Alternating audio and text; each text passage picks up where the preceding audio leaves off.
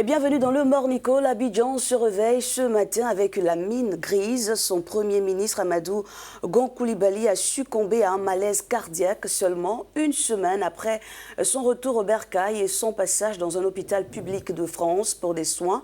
Amadou Gon Coulibaly, désigné dauphin du pouvoir par son parti, le RHDP, ne défendra pas sa place comme il avait déclaré à son retour sur les bords de la lagune Ébrié le 2 juillet dernier. Le jeune frère, le fils et le plus proche collaborateur depuis 30 ans du président ivoirien Alassane Ouattara, a tenu son dernier conseil des ministres hebdomadaire hier mercredi.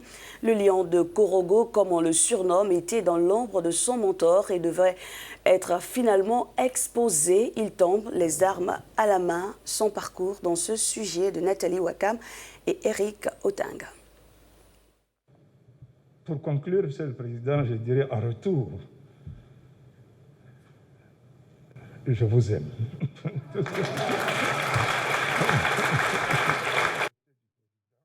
Ces propos du Premier ministre ivoirien ont été prononcés alors qu'il venait d'atterrir à l'aéroport Félix Houphouët-Boigny après 2 mois d'absence en raison de problèmes cardiaques.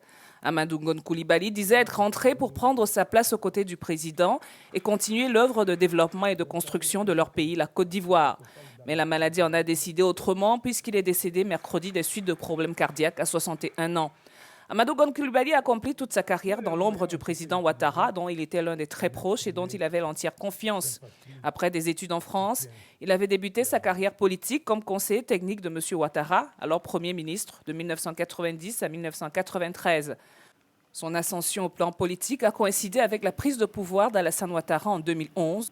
Gon Coulibaly devient secrétaire général de la présidence. En 2017, enfin, nommé chef du gouvernement, il s'impose comme le dauphin du président et sa désignation comme candidat à la présidentielle avait fait grincer des dents plusieurs hiérarques du RHDP. Fauché par la maladie, il n'aura donc pas le temps de réaliser son ambition de succéder à son mentor à la tête de la Côte d'Ivoire.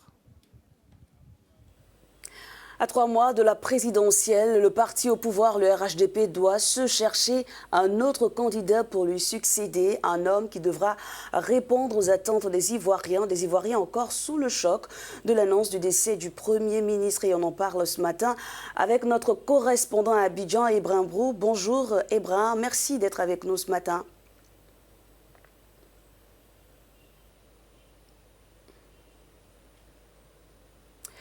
Ebrahim, dites-nous comment réagit-on ce matin à Abidjan après le décès du Premier ministre Amadou Gon Coulibaly?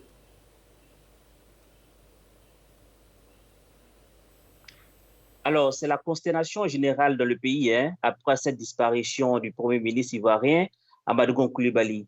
Des personnalités de premier rang ont fait part de leur douleur à travers des communiqués. Le président ivoirien Alassane Ouattara a rendu hommage à celui qu'il appelait affectueusement « mon petit frère ». Il a entre autres salué la mémoire d'un homme d'État, de grande loyauté, de dévouement et d'amour pour la patrie. Il faudrait quand même rappeler que même les adversaires politiques d'Amadou Gon Coulibaly lui reconnaissent sa fidélité et son goût pour le travail. Le président du Parti démocratique du Côte d'Ivoire, PDCI, et par ailleurs candidat déclaré à l'élection présidentielle, Henri Konan Bédié, a lui aussi présenté ses condoléances à la famille éplorée et au président ivoirien Alassane Ouattara, qui, selon lui, paie un fidèle et loyal collaborateur, a-t-il écrit. Les Ivoiriens dans leur ensemble ont été choqués par cette perte. Plusieurs ont dans la foulée changé les images de leur profil sur les réseaux sociaux en hommage au lion, comme était surnommé Amadou Gon Coulibaly par ses partisans. Ebrahim, Amadou Gon Coulibaly, technocrate, ingénieur, ministre, puis Premier ministre, comment était-il perçu par les Ivoiriens en général?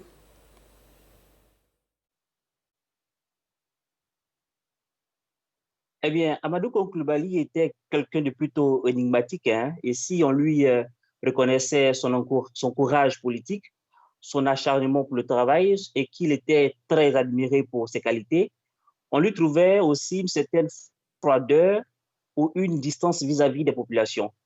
Certaines personnalités de son bord politique attendaient plus de lui en termes de rassemblement et de chaleur humaine avec les masses. Des personnalités du RHDP, son parti politique, ont quitté le navire pour les raisons mentionnées un peu plus haut. Il est vrai que dans ces derniers moments, l'homme essayait de montrer une image afin de rallier des voix pour l'élection présidentielle. Il multipliait les meetings, les voyages dans le pays et surtout les apparitions quasi quotidiennes sur les réseaux sociaux afin de créer des liens avec les populations. Alors, Ibrahim, ce décès d'AGC, Amadou Gon Coulibaly, remet les cartes en jeu. La question de son successeur doit actuellement tarauder l'esprit du président ivoirien qui avait fait de son poulain son dauphin au pouvoir, et ce, malgré son état de santé qui était très critiqué en Côte d'Ivoire.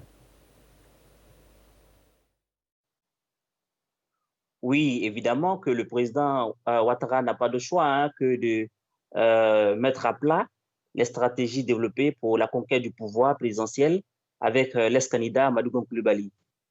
À seulement 3 mois de l'échéance électorale, ce départ brusque d'Amadou Gon Coulibaly, il faut le reconnaître, est un coup de massue pour Alassane Ouattara en particulier.